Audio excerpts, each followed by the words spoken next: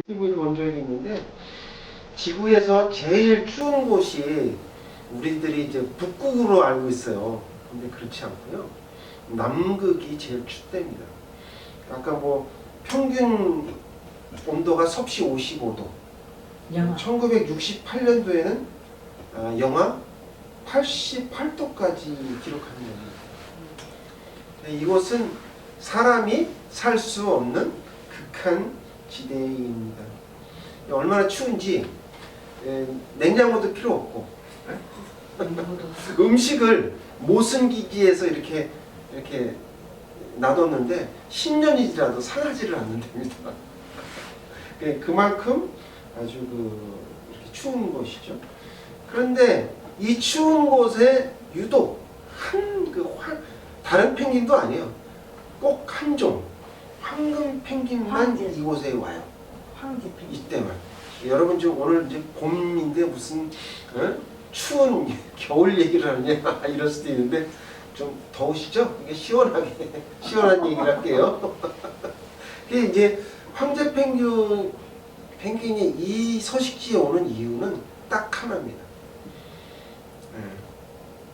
알을 낳기 위해서, 그걸 부화하기 위해서. 근데 왜 꼭 여기 와서 부화를 하느냐? 이것도 경험을 했겠죠, 자기네들도. 그러니까 새끼를 키우기에 가장 적합한. 그러니까 나중에 커서 새끼가 죽지 않고, 아까 얼어 죽는 알이나 새끼도 있기는 합니다만 그 비율은 그렇게 많지 않다. 그러니까 생존을 위해서 이렇게 남극에 와서 알을 낳는 것이죠. 하루에요, 1시간 내지 2시간 정도밖에 햇빛이 안 비치네요. 아까 보셨듯이 밤에는요 말할 수 없이 춥습니다. 그러니까 추운 정도가 햇빛이 없으니까 추울 뿐만 아니라 바람까지 세차게 바람까지. 그래서 이 펭귄들이 어떻게 하냐면 허들링이라고 해요. 어깨 아까 보셨죠? 모여가지고 앉아서 어깨로 그 바람을 못 들어오게 감싸는 거죠. 그래서 이제 안에 있는 그 펭귄들은 거의 30도에 가깝대요. 30도에. 바깥에 있는 사람은 영하고. 그러니까 이렇게 하다가 교체를 하는 거죠. 교대를 해요. 근데 만약에 이게 펭귄이 난 안에만 있고 싶어. 이렇게 하고 고집을 하고 가운데 있으면 어떻게 되는지 아세요? 바깥에 있는 펭귄이 얼어 죽죠. 그럼 그 다음에 벽이 무너지는 거예요. 그럼 결국에 가서는 자기도 죽게 되는 거예요. 그러니까 그거를 경험했겠죠. 그러니까 자기네들이 이렇게 허들링을 해가지고 이렇게 생존을 하는 거죠. 그럼 아까 새끼도 나중에 이제 알에서 부화가 되잖아요. 그러면 이제 고생 끝이 아니죠. 또 다시 이제 그 아기를 위해서 먹이를 구하려고 아까 얘기했듯이 160km를 갔다 왔다 이 왕래를 하면서 이제 새끼를 키우는, 이게 이제 황제 펭귄입니다. 우리가 이제 이런 거를 보면서 새끼들도 나중에 이렇게 허들림을 해요. 그래서 그런 거를 보면서 야, 참 배울 점이 많다. 고난과 역경을 이겨내는 모습을 참 우리가 배워야 되지 않을까. 앞으로 우리 사랑의 교회도 위기가 닥칠 거 아니에요. 고난도 있을 것이고. 그러면 이제 그럴 때 우리 교회는 어떻게 해야 될까를 한번 생각을 해봤습니다. 오늘 본문을 통해서 하나님이 우리에게 주시고자 하시는 말씀은 첫째, 영적인 안목이 있어야 합니다. 따라해 볼게요. 영적인 안목이 있어야 합니다. 살아계신 하나님의 말씀입니다. 12절 다 같이 봉독하겠습니다. 시작. 우리의 씨름은 혈과 육을 상대하는 것이 아니요 통치자들과 권세들과 이 어둠의 세상 주관자들과 하늘에 있는 악의 영들을 상대하리라. 영적인 안목이 있어야 한다. 영적인 무기가 있어야 한다. 예, 비슷한 얘기죠. 에베소서는요, 에필골몬, 그렇죠? 에베소서 빌립보서, 골로새서, 그다음에 빌레몬서를 합쳐서 우리가 옥중서신이다 이렇게 얘기합니다. 옥중서신은 사도 바울이 옥에서 이렇게 이제 기록한 말씀인데, 에베소서를 잘 보시면 4장이 특별히 교회란 무엇인가에 대해서 이렇게 잘 말해주고 있습니다. 그리고 이 글의 목적은 개인에게 주신 그런 말씀이 아니에요. 교회 공동체에 주신 그런 말씀입니다. 그리고 이제 바울이 이제 에베소서뿐만 아니라 그쪽에 마케도니아 지방을 돌아다니면서 예배 때마다 이거를 이제 낭독하라라고 해서 이렇게 주신 말씀입니다.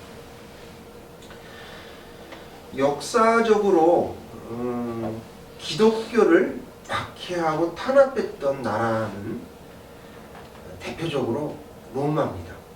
근데 로마는 나중에 313년에 국교로 정해지죠. 그렇지 않고 기독교를 박해했던 나라들은, 정권들은 다 무너졌어요. 다 무너졌어요. 그러니까 그게 무슨 공산주의든 민주주의든 부족국가든 왕정국가는 상관없이 기독교를 탄압했던 나라들은 다 무너졌다. 지금 없다. 체제가 없어졌다는 얘기죠. 소련 분기 아시죠? 그것도 같은 맥락이고요. 우리나라도 예외는 아닙니다. 여러분 우리나라라고 해서 기독교를 탄압 안 했냐? 그건 아니에요. 언제냐면 1866년 병인 박해 때 대원군이 천주교 신자를 박해했어요. 천주시를 목록으로 해서 양반 상인 무조건 다 그렇게 해가지고 순교한 사람이 8천여 명입니다. 작은 게 아니에요. 또 병인양요 말고 또 있죠. 그 뒤에 또 한 번 더 있었는데 그때는 명확하게 몇 명이 순교했는지 몰라요. 그러니까 거의 제가 봐서는 이거는 통계적인 이게 된 숫자이고 그 밝혀지지 않은 걸 포함하면 10,000명 정도 된다. 그런 것이 있었기 때문에 조선 왕조가 무너지게 되는 원인 중에 하나예요. 이게 우리가 가정이 있어야 사회가 있죠. 그죠? 근데 교회가 있어야 나라가 있는 거예요. 근데 국가가 우리 교회 위에 군립을 하려고 하거나 또는 지배하려고 하면 안 됩니다. 지배하려고 하면 오히려 교회를 보호해야 돼요. 하나님이 그러한 장치를 이제 이 성경에 나와 있는데, 지난번에 이제 로마서에 말씀을 드렸잖아요. 권세에게 복종하라. 그거는 우리가 민주주의 하에서 기독교를 탄압하지 않는 상황에서 하라는 얘기지, 기독교를 탄압하고 기독교를 종교의 자유를 없애버리는 그런 체제 하에서는 하나님은 그 체제를 무너뜨리세요. 그게 하나님의 법칙이에요. 공산주의는 어떻습니까? 공산주의는 우리를 아까처럼 교회를 보호합니까? 그게 아니에요. 로마 시대처럼 기독교를 탄압하고 있습니다. 근데 왜 그런가? 왜 그럴까? 그러면 우리 민주주의는 잘 알잖아요. 우리가 어려서부터 배웠기 때문에. 근데 공산주의를 잘 모르시잖아요. 그래서 제가 한번 찾아봤는데 공산주의 역사를 좀 알 필요가 있어요. 우리가 자세히 알 거는 없지만 1917년에 마르크스 자본주의라는 게 있거든요. 그거가 이제 막 서구 쪽에 막 불 붙듯이 막 이렇게 일으켜지고 이제 퍼지게 돼요. 아주 러시아, 제정 러시아죠. 그때의 러시아 사람들이 많이 거기에 사상에, 마르크스 사상에 동조하고 알게 되고 이렇게 됐어요. 그러다가 레닌이라는 사람이 나타나서 이론적인 거를 실제로 행동으로 옮긴 사람이 레닌이에요. 그래서 10월 혁명이라고 들어보셨나요? 10월 혁명. 10월 혁명을 일으켜서 러시아를, 그러니까 제정 러시아를, 부패된 제정 러시아를 무너뜨리고 공산화를 시켜요. 그러고 있다가 나중에 스탈린이 공산주의의 정점을 이뤄요. 그때가 이제 뭐냐면 2차 세계대전이잖아요. 2차 세계대전. 그래서 미국이 막 이렇게 독일하고 막 싸우자 숟가락을 탁 얹은 게 러시아입니다. 그래서 러시아가 2차 세계대전 때 막 탁 같이 개입하면서 공산주의가 막 퍼지기 시작합니다. 그래서 중국도 공산화되고 우리나라도 북한도 다 그 영향을 받았죠. 근데 아주 특이한 거는 아랍 있죠. 아랍이나 왕정 국가는 공산주의가 되지 않았어요. 지금은 공산주의는 거의 실패한 그 체제예요. 그래서 아무도 공산주의를 하려고 하지 않아요. 몇 나라만 제외하고. 나머지는 어떻게 바뀌었냐? 그러니까 민족주의 공산화로 바뀌었어요. 그러니까 뭐 튀르키예 이것도 이제 민족주의 공산화 이런 거예요. 그러니까 그런 거를 좀 우리가 알 수가 있는데, 제가 이거를 이제 2차 세계대전 때 이 전쟁이 끝나자 원래는 미국은 다 탱크니 뭐니 다 폐기했어요. 전쟁이 끝났잖아요. 근데 소련은 어떻게 했는지 아세요? T-34라는 그런 탱크를 누구한테 공부를 해요? 김일성을 통해서 북한에 공부를 해요. 김일성은 1945년 10월에 공식적으로 나타나는데 그 사람은 뭐냐면 소련이 심은 사람이에요. 그래서 이제 했는데, 제가 이거를 보면서 그러면 6.25 전쟁은 김일성이 일으켰지만 그 배후에는 누가 있었던 거예요? 소련이 있었던 거죠. 소련이 대규모 무기 지원을 해주고 그랬어요. 그럼 뭐 탱크만 지원해줬습니까? 우리가 아는 뭐 따발총 있잖아요. 이렇게 따따따따따따 하는 거. 이것도 다 공급해 준 거거든요. 그런데요, 그 배후에 누가 있냔 말이에요. 그 배후에 사단이에요. 사단이. 왜? 6.25 때 많은 목회자들과 믿는 사람들 다 어떻게 했어요? 다 죽였어요. 다 죽였거든요. 특히 뭐 저는 이제 뭐 공산화되면 이제 파리복스입니다. 파리복스. 그렇게 해서 다 죽였지 않습니까? 제가 이렇게 자료를 이렇게 쭉 이제 조사하다가 오늘 보여드리고 싶은 것도 있는데 시간상 그렇게 못하고 자료를 찾다가 아주 귀중한 걸 발견했어요. 그게 뭐냐면, 아니 왜 중공군이 우리 다 이제 백두산까지 다 해가지고 통일이 돼갖고 이제 우리나라 통일대를 뻔했는데 왜 중공군이 인해 전술로 해가지고 압록강을 넘어왔냐 이거예요. 네? 변변치 않은 무기를 가지고 꽹가리 치면서 그랬잖아요. 그래가지고 막 몸으로 막 총을 맞고 이래서 많은 중공군들이 죽었거든요. 근데 왜 그랬을까? 아무리 같은 뭐 공산주의를 하더라도. 그래서 어떤 학자들이라든가 그런 사람들은 이런 얘기를 해요. 북한의 그 당시에 공산당이죠. 북한 공산당이 나중을 위해서 북한을 도와주면 나중에 자기네들이 이익을 얻을 것이다 라고 생각해서 했는데 그게 오판이었다. 이렇게 저는 알고 있었어요. 그렇게 이제 얘기를 했고.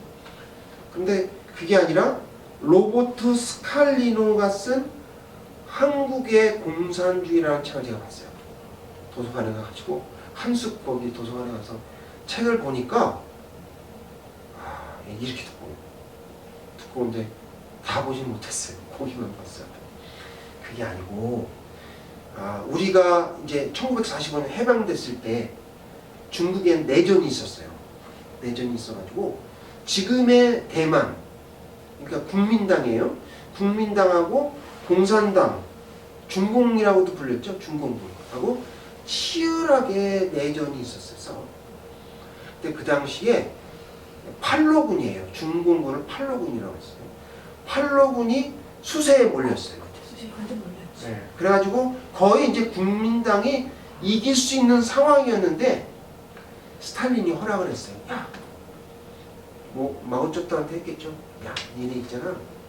그러지 말고 내가 북한에 도와줬거든. 무기 있고 다 이렇게 있으니까 거기 가서 훈련도 하고 그렇게 해라. 그렇게 했던 거예요. 그래서 팔로군의 압록강 그 근처가 팔로군의 후방 기지가 된 거예요. 전초 기지. 그래서 거기서 훈련도 하고 또 뭐 보급 먹어야 되잖아요, 군대에. 그러니까 먹을 거, 뭐 탄약들 이런 거를 다 지원했던 게 누구라고요? 김일성이었어요. 그러니까 김일성이 나중에 만주로 도망갔었잖아요. 야, 너 내가 옛날에 도와줬잖아. 왜 우리 나 어려울 때 왜 안 도와줘? 그 얘기하니까 마오쩌둥이 꼼짝 못하는 거예요. 이게 정치적인 거잖아요. 정치적인 목적으로 김일성이를 도와줬던 거예요. 그래 이제 우리나라가 그래갖고 다시 145때 때 됐잖아요. 145때 때 많은 사람이 다시 그 짐을 싸들고 남쪽으로 다 왔지 않습니까? 그때 뭐 기독교인들은 다 내려왔어요. 선한 사람들은 다 그래서 영락교회가 되고 이렇게 됐지 않습니까? 믿는 사람들은 다 내려왔다고. 왜? 공산주의는 기독교 있는 사람들은 완전 뭐 상극이에요. 상극. 물과 기름과 같은. 그게 공산주의. 근데 그 공산주의 나라가 중국이고 지금의 러시아, 북한 다 한 통속이에요. 한 통속. 다 한 통속이에요. 여러분 우크라이나 전쟁이 최근에 일어났잖아요. 그건 누가 일으킨 거예요? 러시아예요. 러시아. 공산주의가 일으킨 거예요. 그러니까 우리가 꼭 알아야 될 거는 공산주의 배후에는 사단이다. 사단이 배후에서 모든 것을 조종하고 우리 교회의 원수인 사단이 조종하고 있다. 그래서 우리들의 싸움은 혈과 육의 싸움이 아닌 영적 싸움이다 라고 이 성경을 기록합니다. 악한 영과의 전쟁이에요. 그러므로 영적인 안목이, 영적인 무기가 있어야 한다라고 말씀하십니다. 둘째, 교회는 서로 협력하며 살아야 합니다. 따라해 볼게요. 교회는 서로 협력하며 살아야 합니다. 라고 말씀하십니다. 거룩하신 하나님 주님의 말씀입니다. 16절 다 같이 읽겠습니다. 시작. 모든 것 위에 믿음의 방패를 가지고 이로써 능히 악한 자의 모든 불화살을 소멸하고. 아멘. 오늘 본문 말씀 13절에 하나님의 전신갑주를 입으라 이렇게 명령합니다. 근데 에베소서는요 1장서부터 보면 서식 전체가 상당히 부드럽습니다. 부드럽고 또 뭐라고 할까 정감이 있는 문장으로 이렇게 쓰여 있는데 6장 우리가 읽은 요 부분만 명령어로 되어 있는 거예요. 전신갑주를 입어라 이 명령이죠. 예. 왜냐하면 우리 사단이요 우리보다 힘이 세요. 만만치 않은 게 사단의 무리거든요. 사단과 마귀와 귀신들이 다 그 통속이거든요. 그래서 영적으로 꼭 갖추어야 할 장비를 사도 바울이 이렇게 설명해 주는 거예요. 거의 방어용입니다. 자 보시면 허리에 띠, 그 다음에 흉배라고 그러죠. 갑옷이에요. 갑옷. 그 다음에 신발, 그 다음에 방패, 그 다음에 또 뭐 있어요? 머리에 쓰는 거 투구, 검만, 성령의 검만 공격용 무기입니다. 또 여러분 공격용 무기가 로마에 뭐가 있는지 아세요? 공성태라고 있어요. 공성태. 이렇게 막 층으로 이렇게 3층, 4층 성을 함락할지게 쓰는 공성태가 있거든요. 그런 것도 있죠. 고려 거란정장에 보면 뭐예요? 검차. 이런 거에 대해서 얘기는 안 하시잖아요. 이런 거는 공격용 무기고 지금 우리가 이 사도 바울이 얘기하는 거는 보호용이에요. 방어용 무기죠. 근데 제가 오늘 다른 건 다 놔두고 믿음의 방패에 대해만 말씀을 드립니다. 믿음의 방패는요, 로마 사람들이 갖고 다니던 그 방패를 이야기해요. 그 방패는 어떤 거냐면 나무로 만들었어요. 가벼운 나무로 만들었는데 몸을 다 머리서부터 무릎까지 가릴 수 있는 이런 나무로 만들었고요. 근데 그 나무에다가 뭐를 입혔냐면 가죽을 입혔어요. 가죽을. 왜 가죽을 입혔을까요? 모르시죠? 왜 가죽을 입혔을까요? 차량. 아닙니다. 아니고 오니 힌트가 여기 나와 있어요. 불화살. 불화살을 쏘면 어떻게 돼요? 방패가 타버리잖아요. 그래서 어떻게 했냐면 전시에는 로마 사람들이 이 가죽에 물을 흠뻑 묻혀요. 응? 그래서 불화살이 오면 자동으로 꺼져요. 이 아주 그랬던 것이 역사적으로 기록에 남아 있습니다. 그래서 사도 바울은 이 얘기를 하고 싶은 거예요. 그리고 불화살이 넘어오면 앞에 있는 사람은 이렇게 딱 맞고요. 앞을 막으면 이제 하고 위에도 떨어지잖아요. 그 위에도 이렇게 딱 맞고.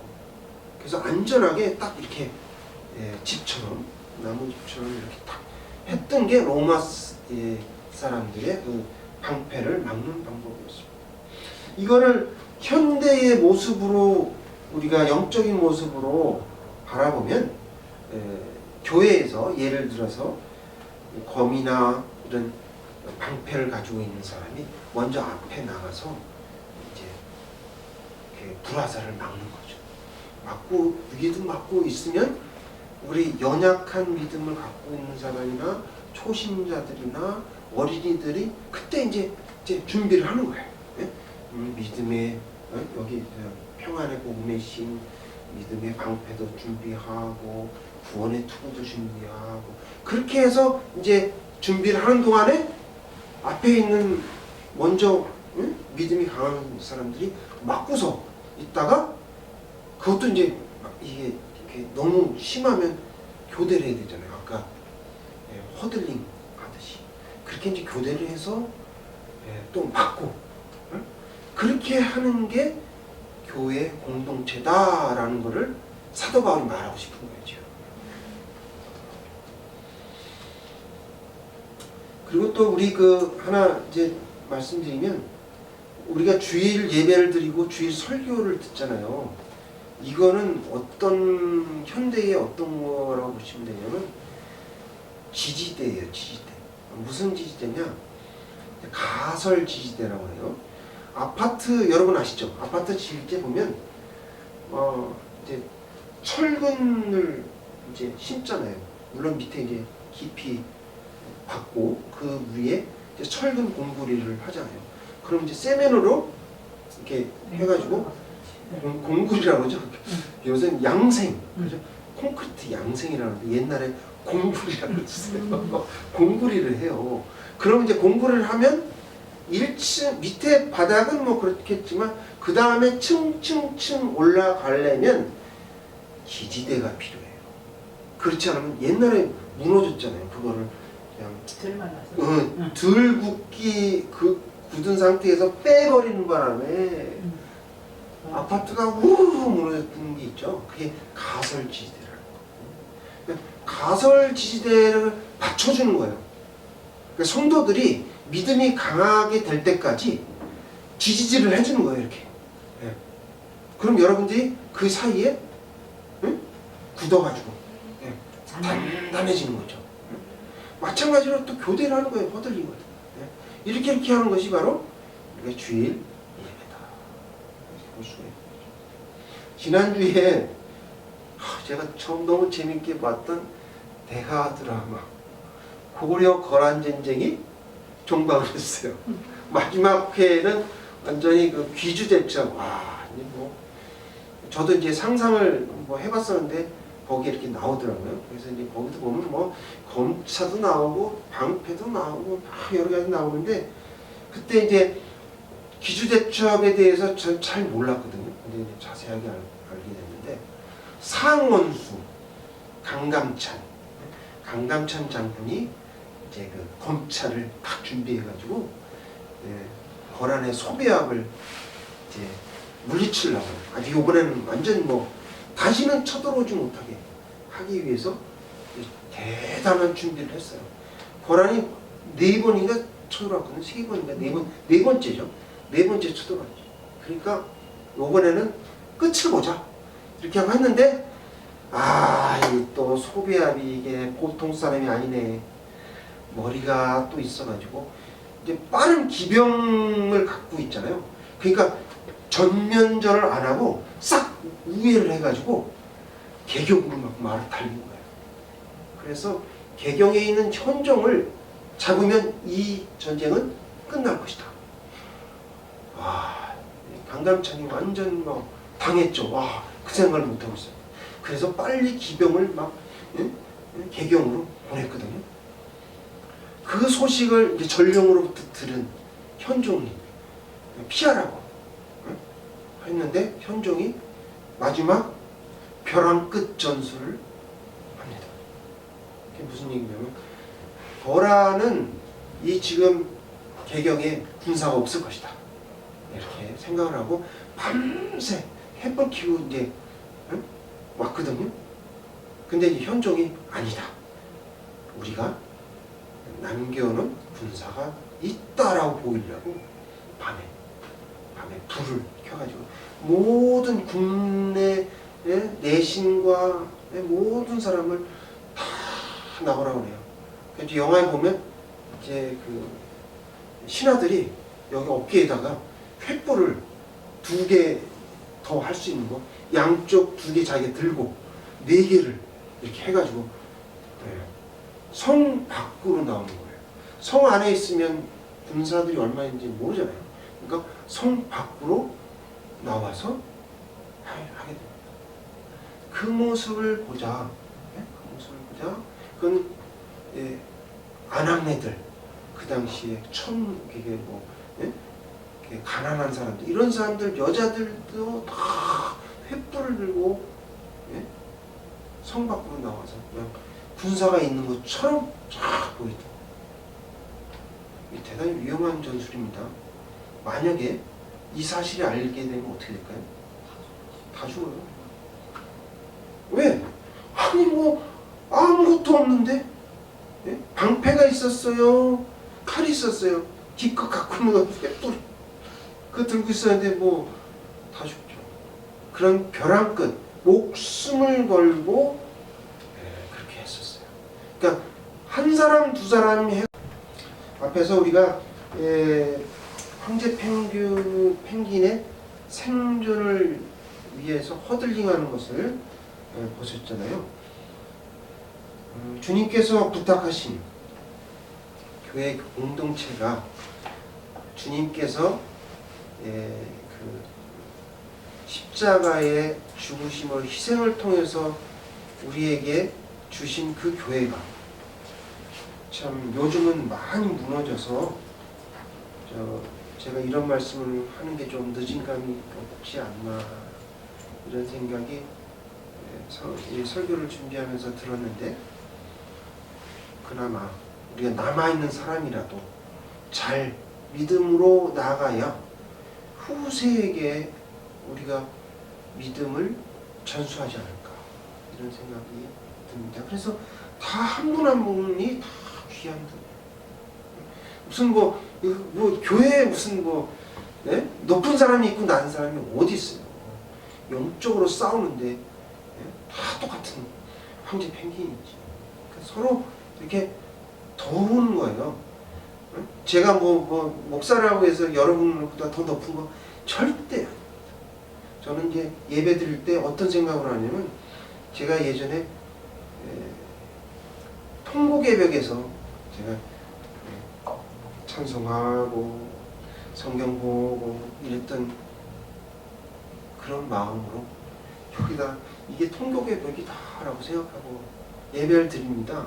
여러분들이 너무 사람 많고 제가 그런 대형교회 한다고 해서 좋아하지 않아요. 전 통곡의 교회에서 예배 드린다는 생각을 합니다. 여러분들도 좀 그걸 좀 아시고, 또 우리가 우리 교회에서 협력을 위해서 필요한 덕목이 무엇일까? 이번 TV 김창옥 쇼 있잖아요. 거기서 이제 힌트를 얻었어요. 와, 거기서 부부관계에서요, 사랑보다 먼저 있어야 될 게 뭐냐? 뭘 것 같아요? 의리. 의리. 아, 맞습니다. 의리가 있어야 돼요. 의리가. 결혼한 거에 대한 의리가 있어야죠. 존중이랍니다. 존중. 사랑은요, 얼마 못 간대요. 도파민이라고 하죠. 남성의 결혼하기 전에 막 도파민이 일어나가지고, 도파민 일어나가지고 우리 결혼할 사람을 위해서 막 그냥 거의 공주 모시듯이 하다가 결혼하고 난 다음에 어떻게 돼요? 180도 달라진다. 이게 이제 도파민이 없어서 그러는데, 사랑보다 더 먼저가 존중이랍니다. 부부간에 존중이 있어야 그게 이제 부부관계가 좋다. 마찬가지로 협력을 위해서는 꼭 필요한 요소가 존중입니다. 상호 존중, 상대를 존중해야 돼요. 우리 하여간 교회에서 더 얘기하면 길어지니까, 교회에서 우리가 서로 의견 충돌이 있을 수가 있어요. 의견 충돌이 있을 수 있는데, 그거는 다른 거지 틀린 건 아니죠. 우리가 서로 하나님이 만드신 창조물이기 때문에 서로 다르죠. 다른 거지 틀린 것은 아니죠. 오늘 주변 뒷면에 보면 이사야 59장 15절에서 17절까지가 오늘 본문 에베소서의 말씀과 유사한 말씀이 나와요. 그래서 제가 꼭 이거는 같이 한번 읽어봐야겠다라고 해서 기록을 했습니다. 다 같이 읽어볼게요. 시작. 여호와께서 이를 살피시고 그 정의가 없는 것을 기뻐하지 아니하시고 사람이 없음을 보시며 중재자가 없음을 이상히 여기셨으므로 자기 팔로 스스로 구원을 베푸시며 자기의 공의를 스스로 의지하사 공의를 갑옷으로 삼으시며 구원을 자기의 머리에 써서 투구로 삼으시며 보복을 속옷으로 삼으시며 열심을 입어 겉옷으로 삼으시고. 아멘. 이게 이사야서에 나오는 에베소서의 말씀이에요. 하나님은 항상 교회가 정의로워야 된다라고 말씀하세요. 예수님께서도 교회는 공의와 정의가 살아있어야 된다 이렇게 말씀하시거든요. 사랑하는 성도 여러분, 우리가 각자 사단을 상대로 할 수 있는 능력이 있으면 얼마나 좋겠습니까? 저도 뭐 사단과 막 맞붙어서 맞짱뜰 수 있으면 얼마나 좋겠어요. 근데 그게 그렇지가 않아요. 그래서 우리는 영적으로 다 같이 합력해야만 사단의 공격을 막을 수 있습니다. 우리 어린이와 또 믿음이 약한 사람을 우리가 돌봐야 돼요. 안전한 울타리로 우리가 이게 되어준다면 사랑의 나눔교회가 우리 신봉 지역에 뿌리 깊은 거목이 될 것입니다. 바람에 흔들리지 않는 그런 날이 꼭 올 거라고 저는 믿습니다. 서로 격려하면서 아름다운 신앙 공동체가 되었으면 좋겠다. 주님께서 칭찬하시는 사랑의 나눔교회 여러분이 다 되시기를 주님의 이름으로 축원드립니다. 기도하시겠습니다.